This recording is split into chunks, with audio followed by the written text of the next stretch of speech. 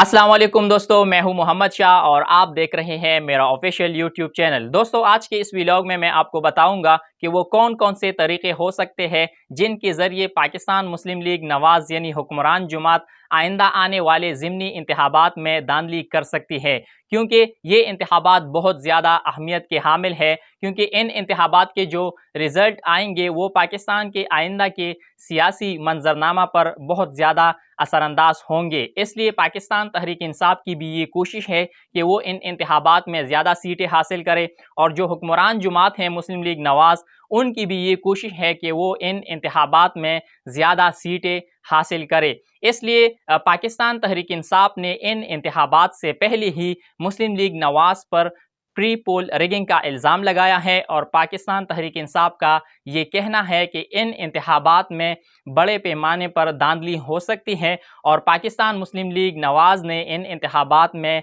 धांधली के लिए प्लान तैयार किया है कि वो इन इंतखाबात में बड़े पैमाने पर धांधली करेंगे। क्योंकि जो ग्राउंड रियलिटीज़ है तो यकीनन पाकिस्तान तहरीक इंसाफ का जो सितारा है वो इस वक्त उरूज पर है, और पाकिस्तान तहरीक इंसाफ की जो मकबूलियत है वो आवाम में मज़ीद बढ़ गई है। इसलिए मुस्लिम लीग नवाज़ को ये खदशा है कि वो ये इंतखाबात हार सकती है। इसलिए उन्होंने ये प्लान बनाया है और तहरीक इंसाफ ने इंतखाबात से पहले ही उन पर इल्ज़ाम लगा दिया है। तो आज के इस व्लॉग में मैं आपको बताऊंगा कि वो कौन कौन से तरीके हो सकते हैं जिनके ज़रिए पाकिस्तान मुस्लिम लीग नवाज़ धांधली कर सकती है। देखिए, इन इंतखाबात में चंद किरदार है जो इंतहाई अहमियत के हामिल है। सबसे पहले chief election commissioner of Pakistan है, प्रिजाइडिंग ऑफिसर्स हैं, रिटर्निंग ऑफिसर्स हैं, और जो पोलिंग का अमला है। तो इनका किरदार इन इंतखाबात में बहुत ज़्यादा अहमियत का हामिल है। जो अहम चीज़ें हैं जो तहरीक इंसाफ को देखनी है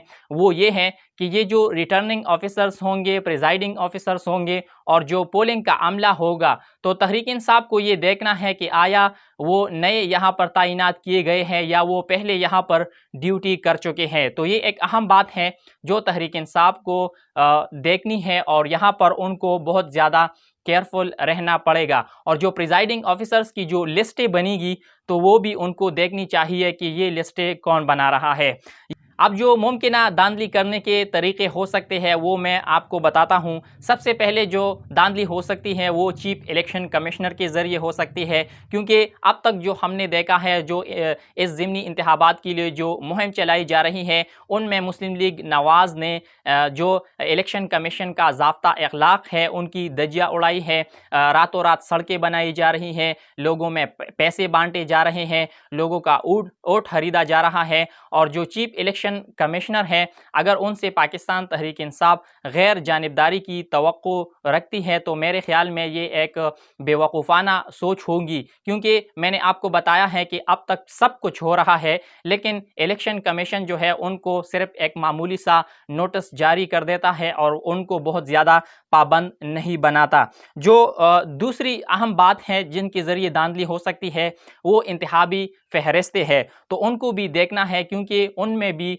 छेड़छाड़ हो सकती है, और ये भी इत्तलाआत आ रही हैं कि इनमें पहले से ही छेड़छाड़ हो गई है। जब पोलिंग के लिए लोग जाएंगे तो उनको पता चलेगा कि उनका वोट तो यहाँ नहीं है, वो किसी और पोलिंग स्टेशन में है। जब किसी और पोलिंग स्टेशन में वो बंदा जाएगा तो वहाँ पर उनको पता चलेगा कि यहाँ भी उनका वोट नहीं है। तो वो 2-3 पोलिंग स्टेशन से होके वो फिर थक जाएगा और फिर वो घर चला जाएगा। यानी पाकिस्तान तहरीक इंसाफ के जो वोटर्स हैं और उनको पता है कि ये पक्के वोटर्स हैं पाकिस्तान तहरीक इंसाफ के, तो उनका वोट उन हलके से किसी और हलके में मुंतकिल करेगा। और जो तवक्को भी है, और इनसे पहले भी ये खबरें आ रही थी कि जिन लोगों का वोट जहाँ पर है पिछले 25 सालों से 20 सालों से, तो अब उनको दूर दराज इलाकों में शिफ्ट किया गया है। तो इसके ज़रिए भी धांधली हो सकती है। और जो पोलिंग का अमला है वो बहुत ज़्यादा देर से पहुंचेगा, और यहाँ पर पाकिस्तान पंजाब की जो पुलिस का किरदार होगा वो इंतहाई अहम होगा। और इस वक्त भी जो हुक्मरान जमात हैं मुस्लिम लीग नवाज़, क्योंकि पंजाब में उनकी हुकूमत है, तो वो पंजाब पुलिस को अपने लिए इस्तेमाल कर रही है और अपने फ़ायदे के लिए वो इस्तेमाल कर रही है। जो पाकिस्तान तहरीक इंसाफ के वोटर्स है और जो पाकिस्तान तहरीक इंसाफ के सपोर्टर्स है, जो पाकिस्तान तहरीक इंसाफ के जो पक्के वोटर्स हैं, ان سے شناختی کارڈ خریدے جا رہے ہیں، اور یہ بھی اطلاعات سامنے آ رہی ہے، کیونکہ اگر کسی سے شناختی کارڈ لے لیا جائے گا تو پھر وہ اس دن ووٹ پول کرنے کے لیے نہیں پہنچے گا، اور اس طرح ان کا ووٹ ضائع ہو جائے گا، اور جو پاکستان تحریک انصاف کا ووٹ ہوگا وہ ضائع ہو جائے گا۔ تو اس لیے یہ پریکٹس جو ہے آج سے پہلے بھی کئی حلقوں میں کی گئی ہے، اور اب بھی اطلاعات آ رہی ہیں کہ بہت سے جگہوں پر جو پاکستان تحریک انصاف کے سپورٹرز ہیں تو ان سے شناختی کارڈ لیے جا رہے ہیں، اور اگر ان کے پاس شناختی کارڈ نہیں ہوں گے تو وہ پولنگ والے دن ووٹ کاسٹ نہیں کر سکیں گے، یعنی یا نہ رہے گی بانس اور نہ بجے گی بانسری۔ پاکستان مسلم لیگ نواز کا ایک اور طریقہ واردات یہ بھی ہو سکتا ہے کہ وہ ان انتخابی فہرستوں میں ان لوگوں کا ووٹ بھی شامل کریں گے جن کا تعلق ان حلقوں سے نہیں ہے، اور ان کو پتہ ہے کہ یہ پاکستان مسلم لیگ نواز کو ہی ووٹ دیں گے، اور ان لوگوں کا تعلق کسی اور حلقے سے ہوگا، اور وہ پھر ان کا ووٹ جو ہے ان انتخابی فہرستوں میں شامل کیا جا سکتا ہے۔ لیکن میرے خیال میں جو سب سے اہم بات ہو سکتی ہے